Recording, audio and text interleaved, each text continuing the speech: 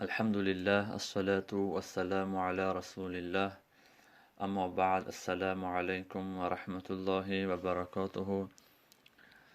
موضوع امروزه سوره الهمزه یعنی ویل لکل که نام این سوره همزه هست.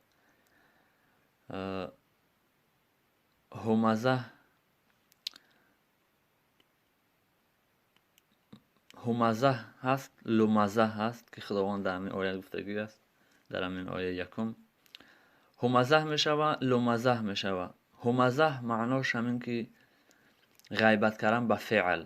مثلا یک انسان عادت داره که یک آدمی که مثلا چلاق هست به همه رنگ اوی رحم میگرده و مذاق میکنه اوی، یا که یک انسان گنگ است با گب میزنه رنگ اوی میگه که اون هم فلانی هم خیلی گب میزنه، یا که یک انسان خداوند عقل ندادنگی است خچه همو مثال همو دیوانه را بگیم که مذاق میکنه و خچه هم خیلی رنگ اوی میگیره، همینه همزه میگن. یعنی غیبت کردن به فعل، به فعل یعنی به رفتارش. هر کسا فلانی خیلی رحم میگرده، فلانی خیلی گب میزنه، فلانی اینه خیلیه، سری فلانی خیلیه، دستی فلانی خیلیه، خچه رنگ هوایی میکنه، همینه همزه میگن. انا نامی همین سوره همین معنا دارد. همزه غیبت کردن به فعل قطعی مذاق میکنه به همین خودش رنگ همو انسان کوره خودش رنگ اوی کور میکنه، اون فلانی همی خیلی، یا که یک از گنگه خودش رنگ اوی با گنگی گب میزنه، همینه همزه میگن. لمزه معناش غیبت کردن، الغیبتو بالکلام. لمزه غیبت کردن به کلام میگن. غیبت کردن به سخن یعنی یک انسان به فعلش نه و به سخنش. هم فلانی مثال سری فلانی خیلی دم است، دست فلانی خیلی است، پای فلانی کجله است، همین گپا را به همزه که خودش همو خیلی میکرده، مثال چلاق رنگ اوی سوز میداد راه میگشت، این همزه بود. لمزه که رنگی ویا نمیکنه و به زبانش میگه شو که فلانی خیلی است، فلانی خیلی است، قدی فلانی پست است، قدی فلانی دروز است، فلانی خراب است، فلانی فربی است. این هم معناش لمزه میگن. این همزه و لمزه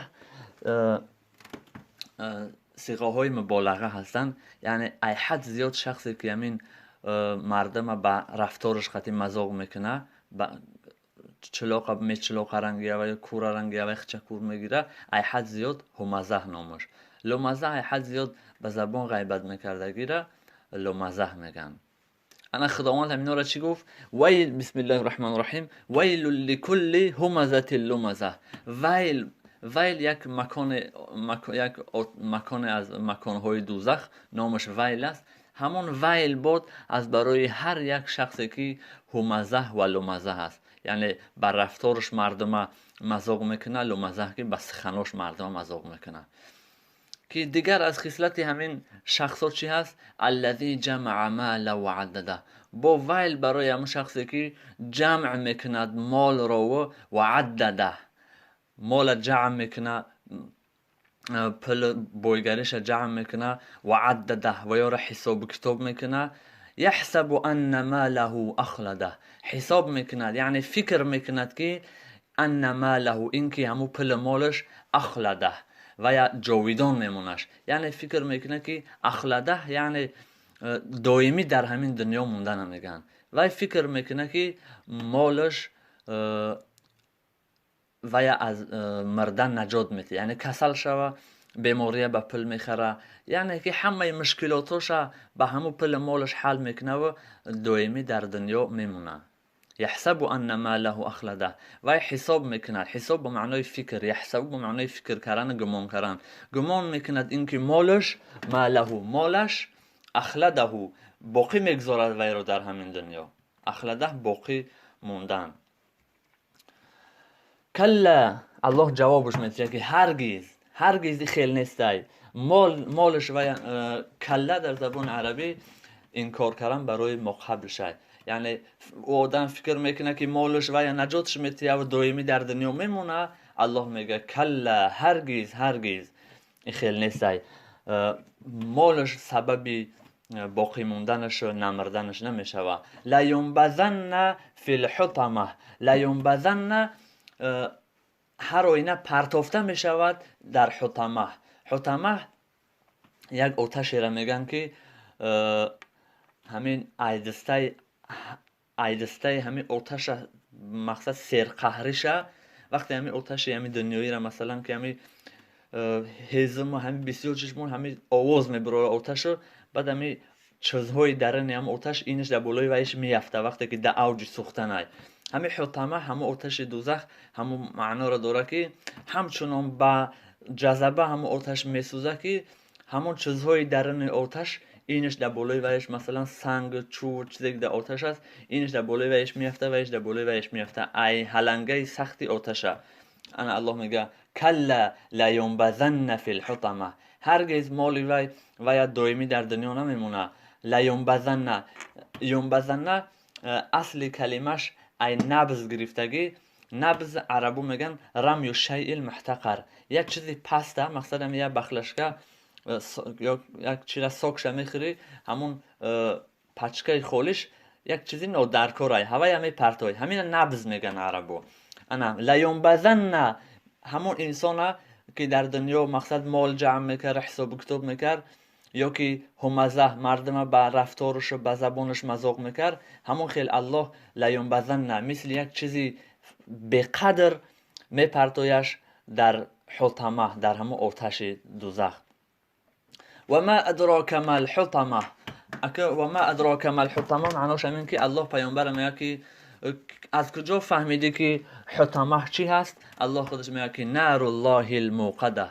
و ما ادراک ما الحطمه معناش که الله پیامبر خطاب میکنه که تو از کجا فهمیدی که حطمه چی هست؟ انا که الله خودش میفهمونه که حطمه نار الله الموقده، این آتش یک آتشی هست که الله این آتش فروزان کرده است.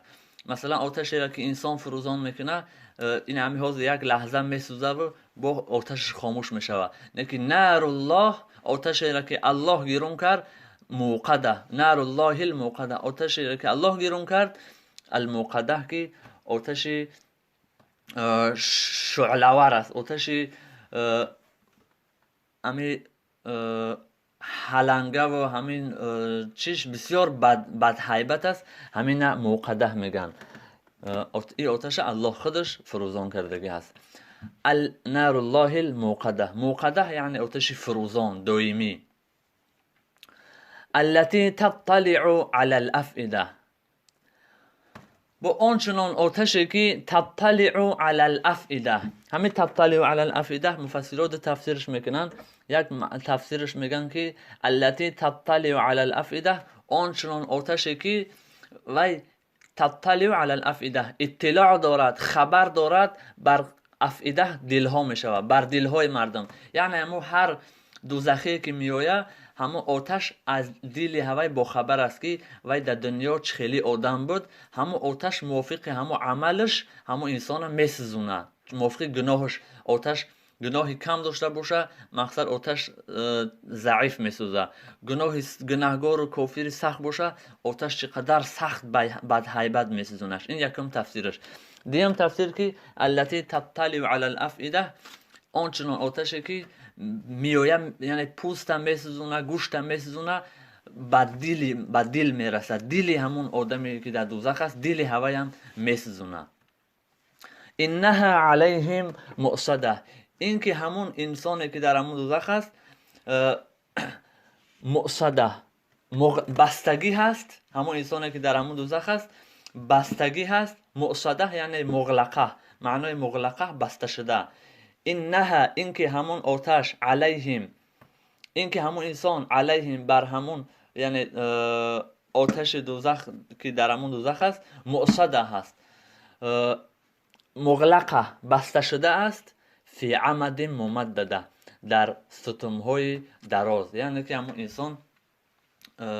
انسانی که در دوزخ پرتنش به خاطر از آتش دوزخ چقدر هم آتش خشروب و سوزونش الله امر میکنه میبندنش در ستم های دراز و بعد در درون هم آتش دوزخ میپرتوینش که دیگه و یگان چی کرده نمیتونه، یگان مقصد نه گریخته و نه جنبیده و بستگی هست. دیم تفسیرش که میگه همون انسان همون ستمی است که در درون همون ستم که بینش هوی است، عمد گفته ستم ممدده دراز، بینش هوی است، در همون ستم در درون اوی میموننش و در درون همون آتش دوزخ میپرتوینش.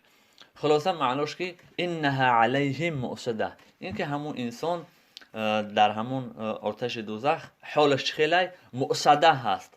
مؤصده یعنی بستگی هست در چی؟ فی عمد ممدده، در ستم های رست است. فی عمد ممدده، در ستم های دراز، یعنی ستم های دراز است که همون دوزخی ها را الله در هوای ها رست کردگی بستگی هست که تو که از همون مکان خارج نشوند و چقدر همه با خشروع آتش دوزخ بسوزونه شو.